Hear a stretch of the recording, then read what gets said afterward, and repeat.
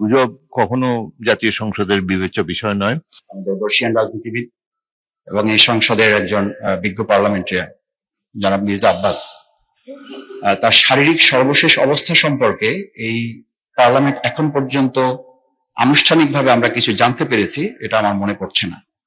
আমার প্রথম কথা হচ্ছে যে এই বিষয়ে তার সর্বশেষ পরিস্থিতি, পার্লামেন্টে তার শপথ গ্রহণ এবং তার শারীরিক সর্বশেষ অবস্থা। দ্বিতীয় হচ্ছে সরকার দলীয় আরো দুইজন সংসদ সদস্য যারা ঋণ খেলাপি অবস্থা আছেন, মামলা চলমান রয়েছেন, সেই বিষয়টিও এখানে সর্বশেষ পরিস্থিতি আমাদের সামনে।